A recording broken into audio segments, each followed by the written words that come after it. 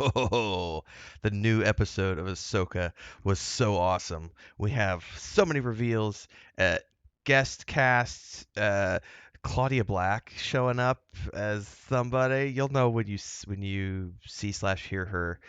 There's so many good things that happen in this episode, and that's not spoiling anything. But we are going to spoil the whole thing here. So if you haven't watched the episode yet, go away, come back when you're done, and we'll go from there. That's your only spoiler warning. Countdown from here: five, four, three, two, one. If you haven't already done so, like, subscribe, hit the bell icon. Let's get into the journey. So, yeah, this episode is all about the new planet and meeting Thrawn for the first time. And Lars Mikkelsen is phenomenal. He was phenomenal as the voice actor behind the character, and I'm loving the fact that they actually got him on board to do the representation of the character as well, physically in live action. Really cool stuff here.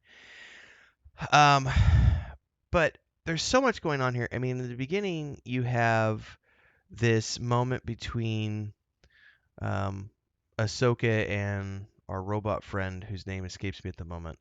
Um, and they're doing some back and forth, and there's a brilliant line in here about how Ahsoka is complaining about Sabine doing these things because of emotions, and she wasn't ready. I didn't train her well enough, and all these other things. And he replies, maybe it's possible that that simply was her destiny because you said she was fated to it. Maybe that's simply because that's her only choice. That was the only choice that she had available to her because that's where the Force brought her.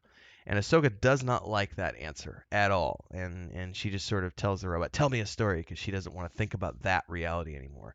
So we see that even though Ahsoka is wise, and even though she has traveled the worlds and seen the galaxy and done a lot of good, she is not flawless. She's not without flaws.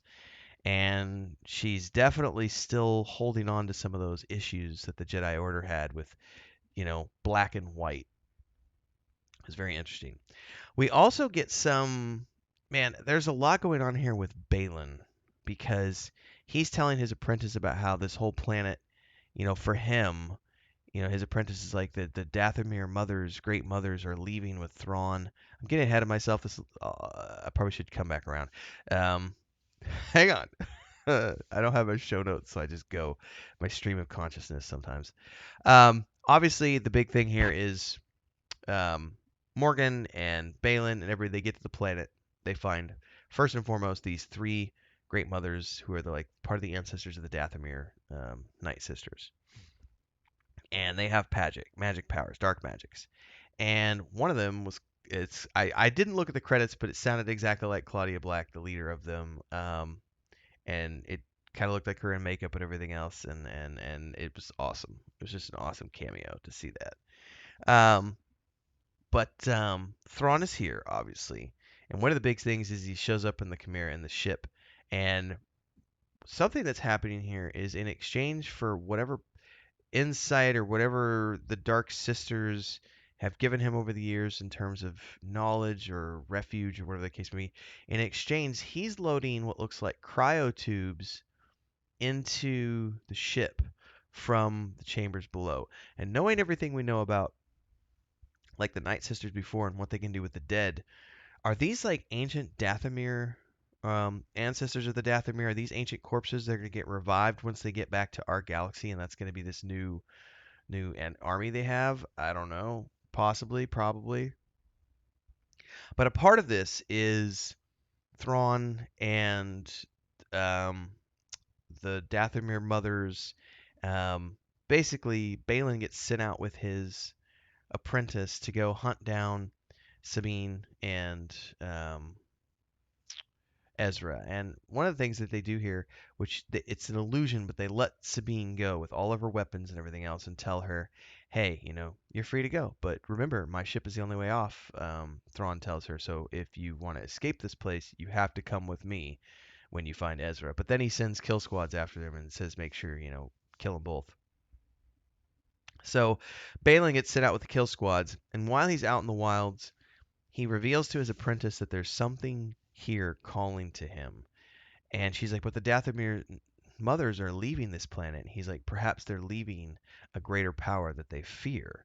And it's like, ooh, so there's a sub story going on with whatever he feels that's pulling him here. There's the sub story with whatever in the cryo chambers, which I'm assuming are going to be Dathomir warriors. Um, and I would say this episode also had a lot of classic Star Wars tropes that just hit right for those of us who have been growing up with this franchise since we were kids. So Howler, the creature that um, Sabine is riding across the wilderness, starts off as this creepy looking warg beast like we saw from the Willow TV show or the Willow movie, but eventually becomes, kind of like her friend, and it turns out he has a really cool personality, and he gets to like Sabine. But then we also meet these strange like crustacean crab creatures, and they're the ones who have been, I guess they found Ezra or they've been helping Ezra, but he lives with them and they're like a nomadic tribe that follow I'm assuming the river. But she does find Ezra, and Ezra's all bearded out and looking great. But she of course won't tell him everything because he's like, oh, I can't wait to get home, and she's like, yeah, about that, and doesn't want to tell him yet. So that's gonna come around and bite her in the ass. Um, and then at the end of all of this, we get um, Thrawn and Morgan having a discussion with the mothers about how there's a Jedi approaching with the whales. And this is when they realize that Ahsoka Tano is coming. And Morgan's like, that's impossible. Balin killed him. And Thrawn's like, Balin was a Jedi. He's flawed. We're going to have to rectify this situation and plan accordingly. So now he wants all of the juicy details on Ahsoka so that he can do his trademark Thrawn research and development, which is learning everything about a person through their history and their culture and the art and everything else. That was one of the things that always fascinated me about the character of Thrawn. If you've never read the original Thrawn novels that Timothy Zahn wrote back in the mid '90s, early mid '90s, one of the most fascinating and terrifying parts about Thrawn was how he's able to investigate the culture, the art, of a civilization and gain complete insight into all of them. Really cool. Thrawn also has they're called night troopers. He's got a bunch of troopers at his disposal, but they're calling them night troopers, which makes me wonder why. Are they resurrected with? Are they like the Inquisitor dude we saw at the beginning of the episode, who was like a smoke creature because he's one of the Dathomir resurrected?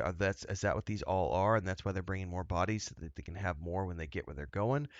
I don't know any of that. It all remains to be seen. Also, I really wished, and I know that this isn't necessarily something they made canon, but the Nogri would have been cool if that had stuck around as a concept. But I realized that was more book centric than film centric. But, you know, good episode. Overall, excuse me, I've been up since early in the morning. I think that I got a little teary eyed when we met Ezra. That was definitely a joyous reunion. Also, seeing him in real time, in the flesh for live action was really cool. Thrawn feels good as a character. That I'm glad like I said, I'm glad they stuck with Lars for the actual actor as well because he has that gravitas. It's also funny because I know a lot of people recently have been saying I get a lot of comments on my channel about looking like Stregobor from The Witcher, and it's like I don't quite look as good as Lars does, but I'll take it. The Mickelsons are a handsome elderly bunch. Um, but Stregobor is the thing I've most recently seen him in. He doesn't have quite the same. He's not as famous as his brother, and I believe Mads is a little younger, if I'm not mistaken. But Mads is definitely um, more of the Hollywood star, and he's in a lot of different things. Whereas Lars kind of shows up in lesser known works, more indie works, does a lot of voice acting and stuff. So, but it's good to see a pair of brothers who do great work like this. It's like the Skarsgård family, just really cool actors from that part of the world. I'm happy with the casting. I think overall this was a good bridge episode with bridging the gap between story arc 1 and story arc 2, which is obviously going to be the return. Because we don't have that many episodes left, so everything from here on out is going to be about the return to our galaxy. And you know that this is not going to end with the good guys winning because Dave Filoni's got that movie that they're doing, which is going to bring together the Mandalorian. It's going to bring, the Rangers. It's going to bring Ahsoka. It's going to bring everybody together in that big sort of tentpole film that they're making for Disney Plus. And I wonder if they're going to do a theatrical release with that. I don't know. They may do it. They may try a theatrical release. I don't know. But we all know that that's what this is leading towards. So at some point, we're going to see a big bad Marvel showdown between Thrawn and his bad guys and all the good guys. So can't wait to see all of this come to fruition over the next few years. Like, subscribe, hit the bell icon so you never miss an update, and I'll see everybody in the next one. Till then, stay safe. May the Force be with you.